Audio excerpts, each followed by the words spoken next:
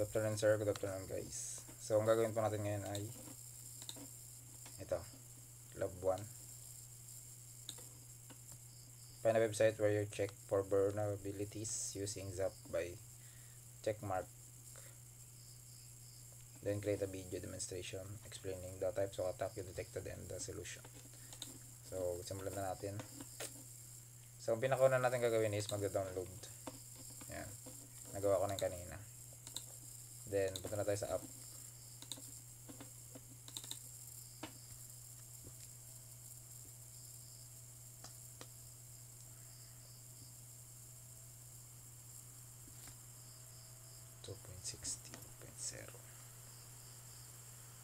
So, yung app na to is kaya niya mag-detect ng mga vulnerabilities sa mga website natin or mga website na nagawa na ng ibang tao.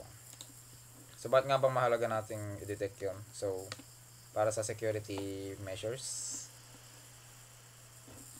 Tsaka mahalaga rin yun kung tayo ay isang web developer para magkaroon tayo ng idea kung sino yung pwedeng pumasok sa website natin. So, automated scan. Pilitin lang natin yan. So, yung mga features nito is nakalagay 4 lang. So, ilagay natin lahat. View, then show all tabs. Yan. Ang kailangan lang natin dito is alert, spider. Yan yung mga common na. Tapos active scan. Tapos yung iba is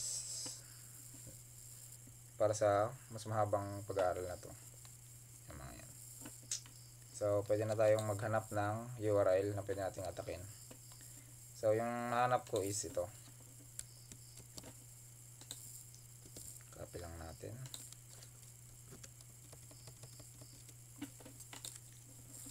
So, meron dito yung analyze saka scan policy manager. So, ito yung mga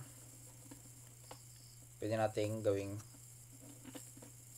nating yung mga part na kaya nating i-scan. So yan. So gumawa na ako ng sa akin, pero modify lang yan, default lang. Kumbaga wala tayong pinalitan. So marami tong kunwari sa API.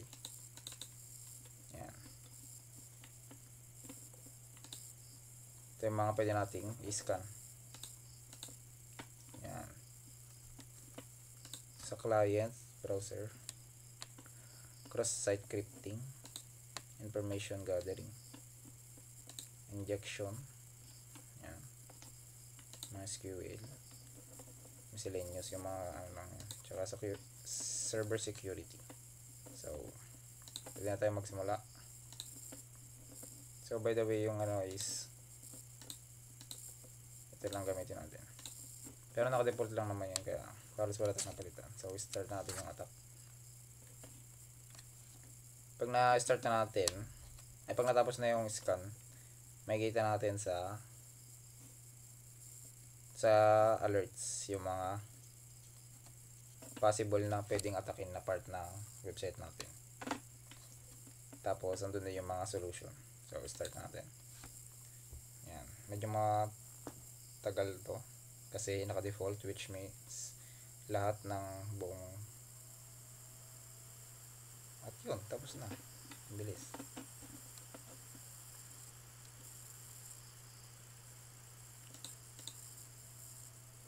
Yan, yun pa pala.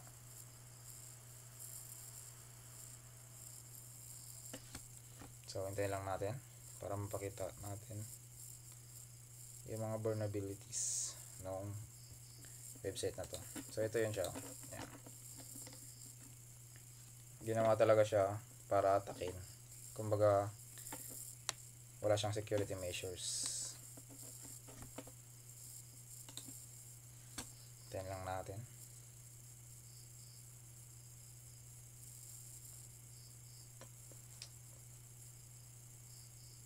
Mag 100. So yun.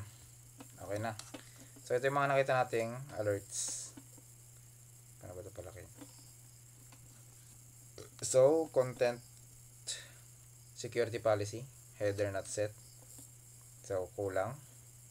Missing anti-clickjacking header. So, header din ulit. Cookie no HTTP only flag. Kulang ulit. Then, without same site attribute. Cross domain JavaScript source failed inclusion. Strict transport security. Header not set. X content type option header missing. So,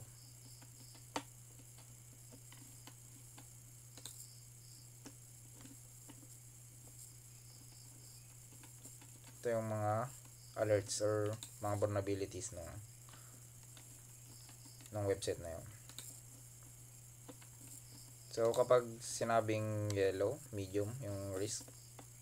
So, content security policy, header not set. So, ano nga ba yun? Description. Content security policy is an added layer of security that helps detect and mitigate certain types of attack, including cross-site scripting or XSS and data injections. These attacks are used for everything from the data thief to site defacement of distribution of malware. So, napakahalaga pala nito. Provides HTTP headers that allow websites owners to declare approved source of content browser that will allow to load on the page. Description. So, wala siyang nakalagay na solution. Ayun, may solution siya.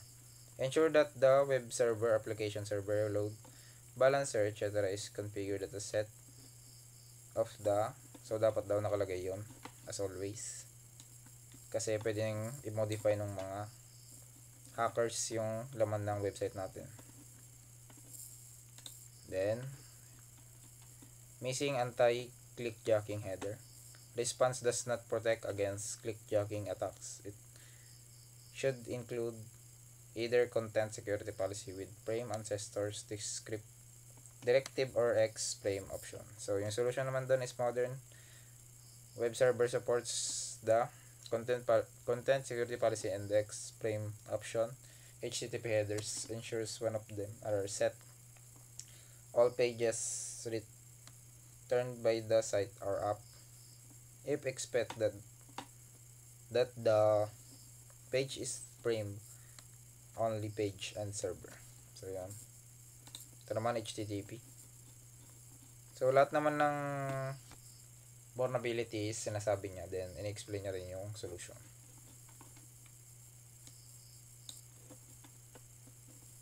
Low. Ay, meron siyang orange flag din, meron siyang yellow. Tapos red siguro yung pinaka-risk or kumbaga high risk.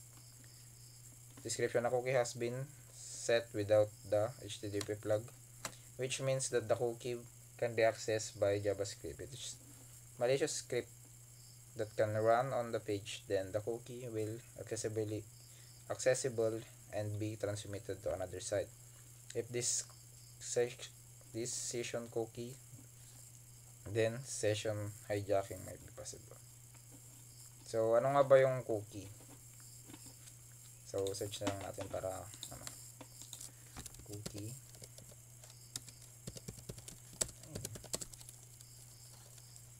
Web.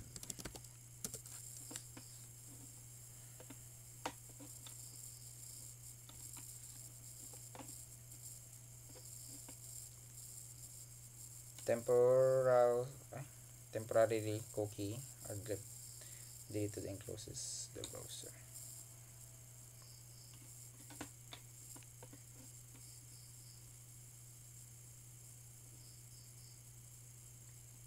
Okay.